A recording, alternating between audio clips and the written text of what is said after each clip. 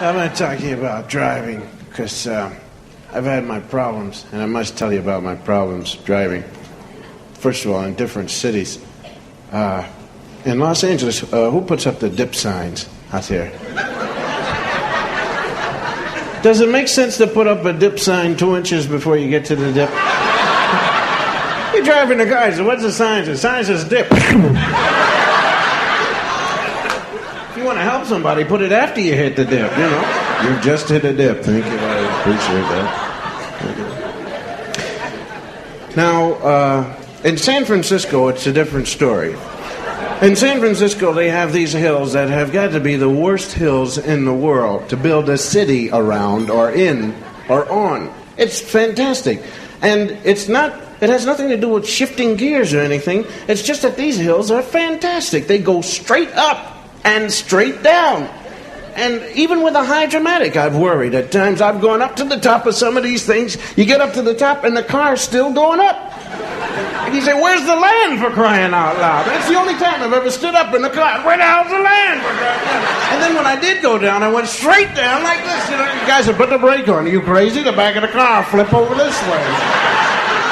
And the insurance company won't cover you if you've had a head-on collision with a hill. I'll tell you that right now.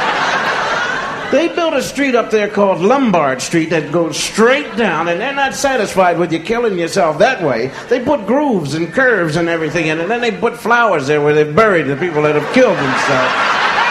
Yeah, Lombard Street, wonderful street. So, I had this Volkswagen. A guy lent me a Volkswagen. Now, I don't get along at all with a clutch. That's all there is to it. You don't even have to look for my car if you want to tell if I've been there. Just take a sniff and smell the clutch. That's all. I'll burn out a clutch in a minute. And first gear is not my best friend in the world. That's all. I get the hiccup, you know.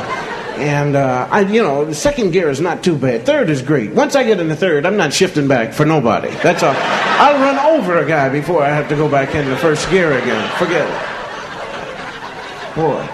So I'm driving around the city, and I had to take this hill because they put up a detour sign. So I said, well, if I'm going to take this hill, I'm really going to take it and get right over it, boy. And I gunned up the motor. 20, 60, 80. I get up to the top. I'm ready to go over. I look to the right. Somebody put a stop sign up at the top of the hill. And I said, you got to be kidding me.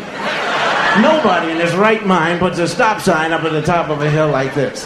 I figured the city didn't do it. Some nut went out to the Army-Navy store, bought himself a stop sign, he's got a spyglass, looks through it, look, Martha, we caught somebody down there. So I'm caught, and I put the brake on. And I know if I'm in a hurry, I'm going to lose my right leg because all the blood's draining down to my hip. And I figured the time it takes me to get off of the brake and get to the accelerator will have drifted into the bay.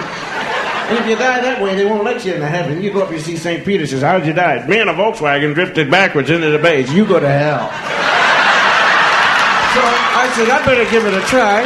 I look in the rearview mirror. Now there's a car behind me. Well, I don't want this guy to know I can't drive, so I said, come around, idiot, come around. He can't hear me because he's busy telling the guy behind him, come around, idiot, come around. They caught 13 million of us on that hill. And we all made an agreement. We put on the emergency brake and we turned it into a used car lot. That's all we did.